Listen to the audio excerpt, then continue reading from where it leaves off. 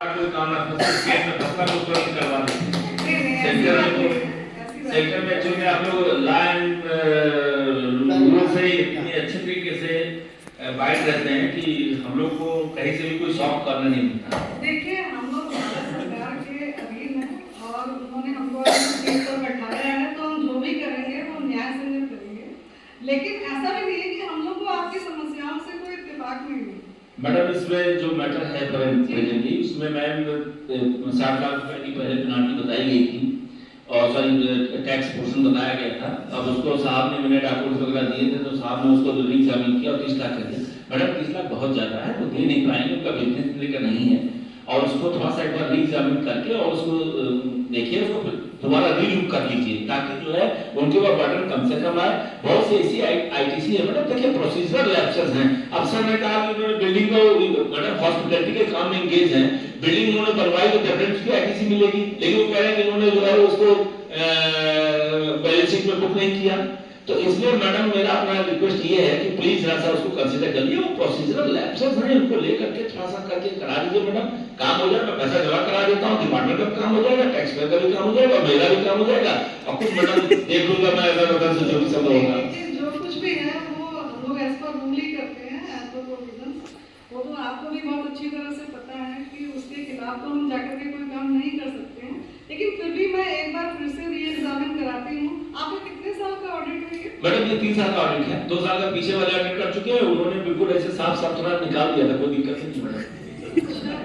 लेकिन ये कोई जरूरी नहीं है कि किसी पीरियड का ऑडिट साफ सुथरा निकल जाए, लेकिन अगर इस पीरियड में कोई ऐसी प्रॉब्लम आ रही है तो वो भी देखना हम लोग का काम है कि देखिए राजस्व का भी नुकसान ना हो।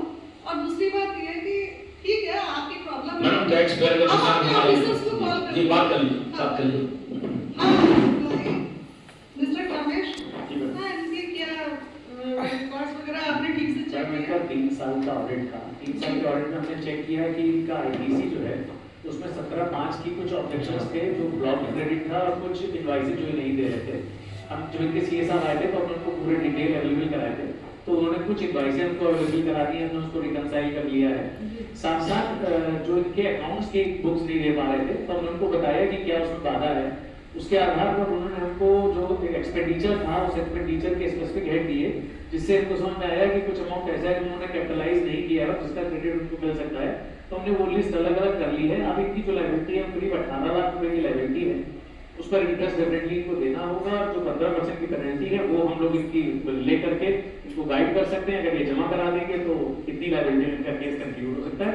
हम इनको कई बार प्रैक्टिकल तरह से समझा चुके हैं, इन्होंने अपने भैया के थ्रू जो नेता हैं तो फोन भी कराया था, पर जो टेक्निकलिटीज हैं जो कंप्यूटर की प्रोसेस है वो तो कंप्लीट करनी है, तो इसीलिए मैंने उनको एक बार रिक्वेस्ट की थी कि वो चाहते थे आपसे मिलना, मैंने ऐसे लिखा है वो चाहे मिल सकते हैं। देखिए फिर भी ये जो भी इनके रिकॉर्ड्स हैं उनको एक बार फिर से चेकिंग कर लीजिए। देखिए हम लोग नियम और कानून से बंधे हैं, वो बात अपनी जगह बिल्कुल सही है, लेकिन इसके बावजूद भी देखिए हम लोग को ऐसा नहीं करना है कि कहीं पर उनको ये लगे कि हम उनके साथ कोई नाइंसाफी कर रहे हैं। तो मेरे ख्याल से आप एक बार फिर से बैलेंस शीट का हर एस्पेक्ट चेक करिए, कहाँ पर कैसे, ऐसा तो नहीं कि कोई चीज़ हम छोड़ रहे हों, कुछ हमसे अनदेखी हो रही हो। फिर भी एक बार मेरा आपसे ये मतलब कहना है कि आप दोबारा से अपने ऑफिसर्स के साथ मिल करके इसको चेक कर लीजिए कि क्या ये फर्दरेंस ऑफ बिजनेस के लिए यूज हुआ था या something else is there.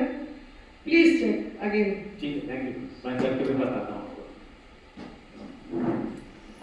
Sir नमस्कार। नमस्कार नमस्कार, आइए। सर मैं लास्ट टाइम मैडम से मिला था जी और उस बारे में हम लोग की बात हुई थी, तो सर उसमें क्या निर्णय कुछ हमने चेक किया दोबारा?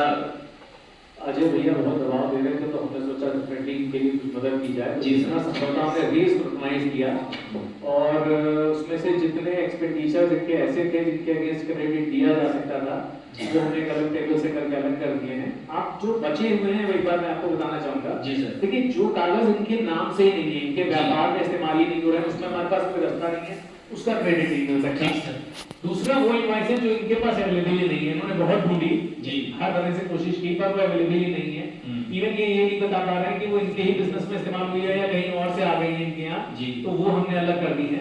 और कुछ ब्लॉक क्रेडिट जो 17/5 का क्लियर कट है, जी। जहां पर इन्होंने बिल्डिंग बना ली है, जहां इन्होंने सरिया लगा लिया है, उसको केवल हमने डिनाई किया और वो फिगर अब 17 लाख रुपए के आसपास की है। जो हम सहयोग और कर सकते हैं आपके साथ वो ये कि अगर आप ये पैसा ऑडिट की प्रोसेस में पैसा और ब्याज जमा करा देंगे तो केवल 15% पेनल्टी के साथ इसे जमा करा दें तो ये क्लोज यहीं पर हो जाएगा केस, आपको और आगे कोई परेशानी नहीं है। ठीक है सर, तो मैं इससे बात करके 20 लाख से 17 लाख ला दिए था। नहीं, 60 लाख से 60 लाख से हाँ 60 हाँ चलिए thank you madam, thank you. देखिए